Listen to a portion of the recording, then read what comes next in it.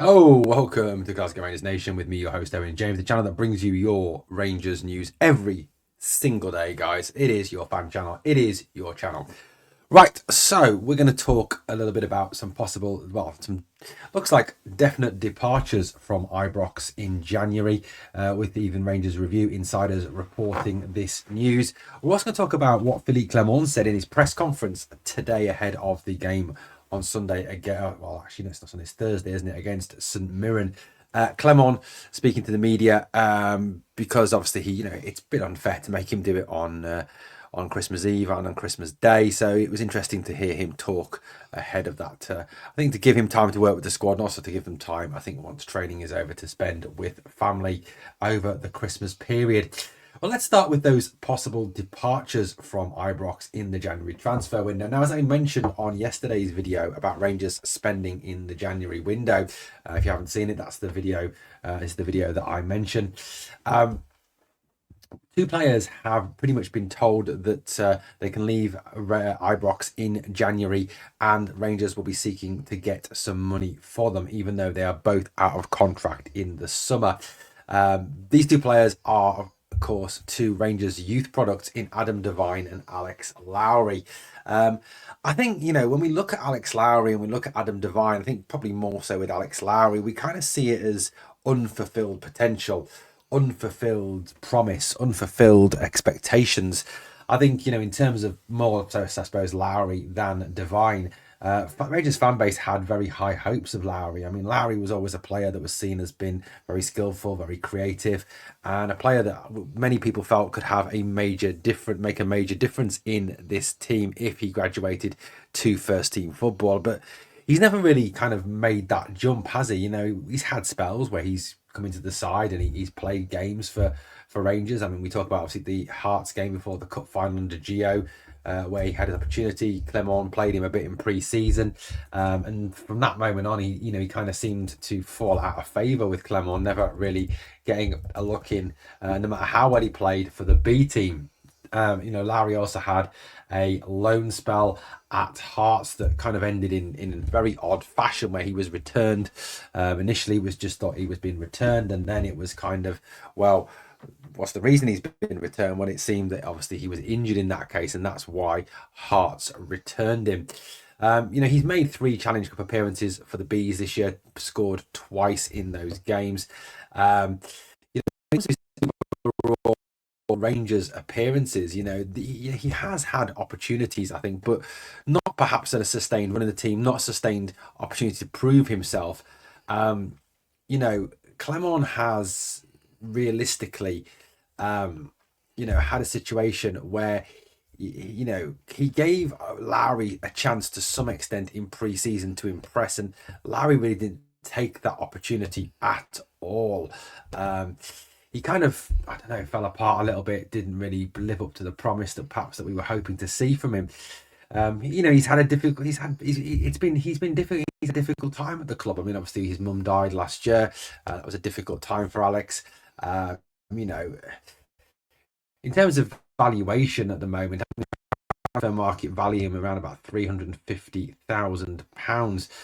In terms of his Rangers record, his Rangers appearances, he's made 14 appearances for Rangers, first team, scoring 2 goals and having 2 assists. He made 17 appearances for Hearts whilst on loan with 1 goal and 4 assists. But I don't think ever really kind of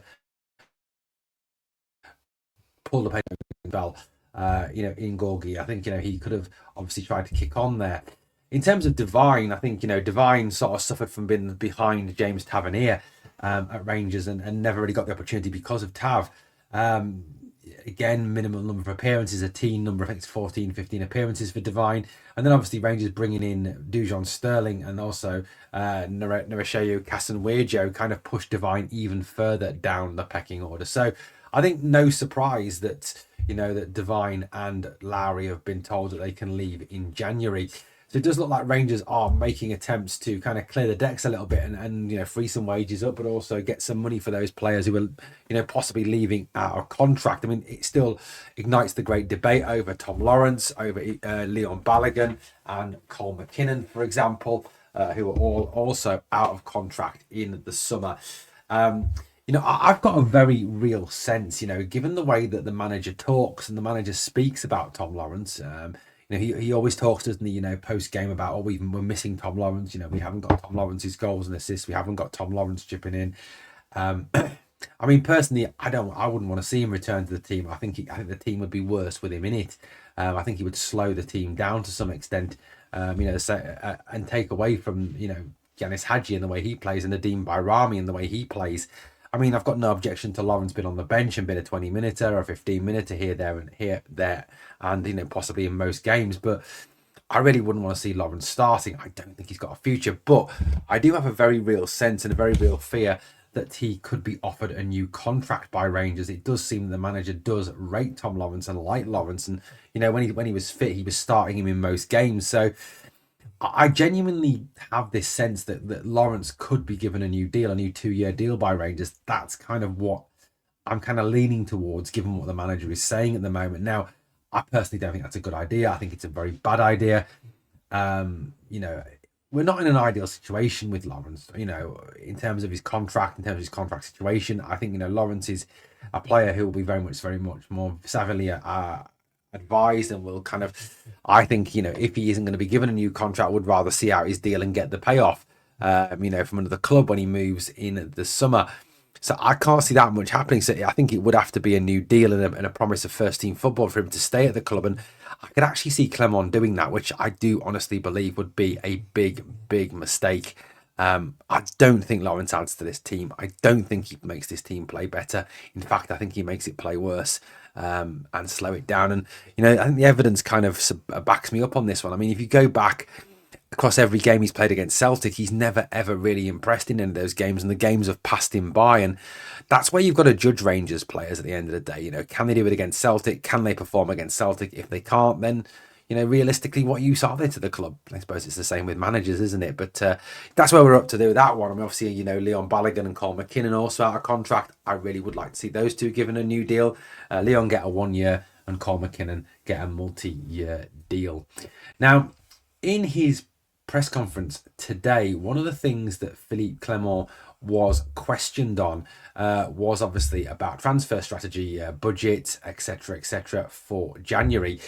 Clement gave some very clever answers on the questions that were appertaining to January.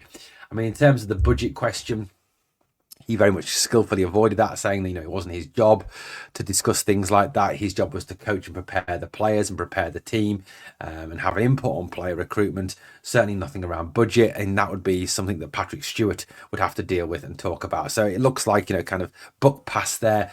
That moves on to Patrick Stewart. Hopefully Stewart will come out with something that is promising for Rangers. And I firmly believe, given what John Gilligan said, and to some extent, what's said by Patrick Stewart post his appointment, there will be money in January. And there will be money to spend for Rangers to improve the squad in January. Now, in light of that kind of discussion, one of the situations that was kind of mentioned was the centre back situation. But we look, as much as I love, like I said, that I love Big Leon. Big Leon, class act, top player, quality player, but realistically can't play 3 games in a week. And we're going into a period right up until around about February now, where we will be playing 3 times a week. And Clement, refused to make that an excuse, and rightly so. And he said, this is not the first time in the history of football this has happened. And yes, it's not ideal for players. It's good for fans, but not for players.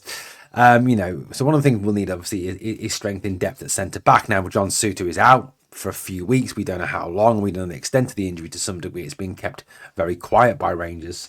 It leaves us in a position where, if obviously Big Leon can't play 3 games in a week, you're looking at Dujon Sterling coming into the team, possibly Leon King, etc., etc. Now, people have obviously then questioned Clement as regards a centre back in January. Again, he refused to be drawn on that. But one of the questions he was asked about was, given the fact that Rangers are short of central defensive options, would Rangers consider recalling Ben Davies from his loan spell at Birmingham? Again, Clement kind of brushed this off and said that, it wasn't really there for him to discuss, and it wasn't really the matter. and obviously they monitor all players who are on loan. Now, Davies has played 11 times in League One for Birmingham, not as a first teamer there, but, again, he is a Rangers player. Now, there was hopes, I think, when he made this loan move to Birmingham, that Birmingham would then obviously, next season seek to make it permanent. There's an opportunity of that. I don't know whether it would come off or not.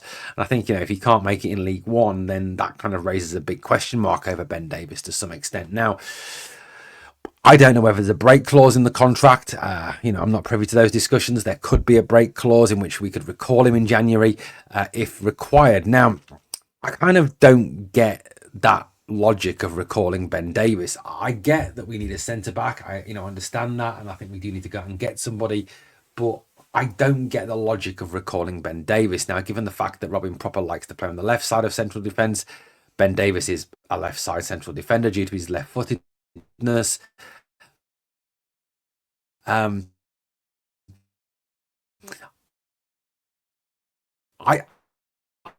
I personally, looking at the situation and Davies, so I see Davies and Proper as very similar players. I think, both of them struggle to cope with physicality. Both of them kind of want more time on the ball than they get in Scotland. I do see them as very similar type players. So, you could recall Davies. I mean, he's our player at the end of the day still. And, as much as we might want to move him on because he earns big wages, there will be an element of us paying part of those wages.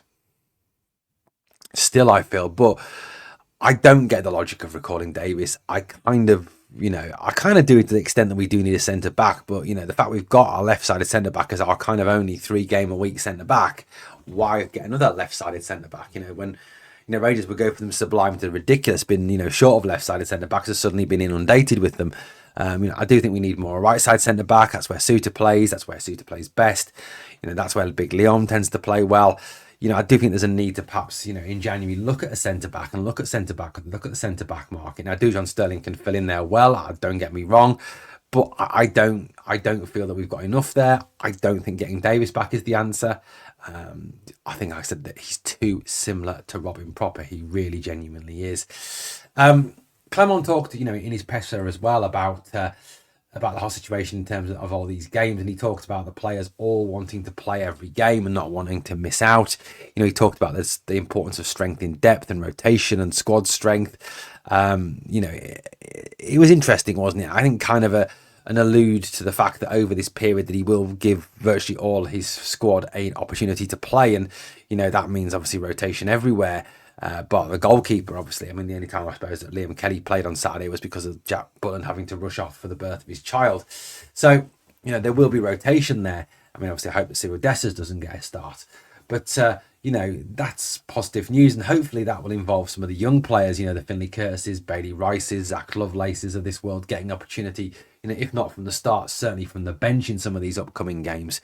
I think there is more an opportunity against some of these teams to really give him the chance, to give those youngsters the chance to play and give us a chance to show us what they've got going forward.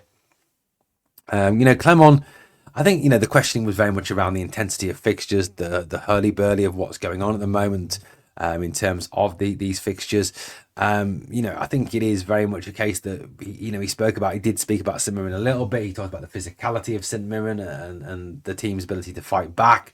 And I think it'll be a tough game against St Mirren. I really do. I think they'll be up for it. I think they'll be up in our faces. They'll fight, they'll battle, they'll tooth, they'll claw, they'll low block, they'll do everything they can to obviously not let a football game break out, because if a football game breaks out, then you know what, they're probably going to get their arses handed to them. But look, it will be tough, and Clement spoke about that. And, I think obviously therefore there is preparation taking place within the club, video footage, discussions around, the best way to play and beat St Mirren, which is, what good modern football teams do. They build that, that scouting department up, not in terms of, player acquisition, but in terms of watching players coming to play against Rangers, whether that be at Ibrox or at their own home ground.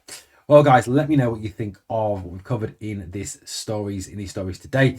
Thank you very much for watching Glasgow Rangers Nation. As always, on the way out, please smash the sub, like, share, do all that fantastic stuff. We are the people.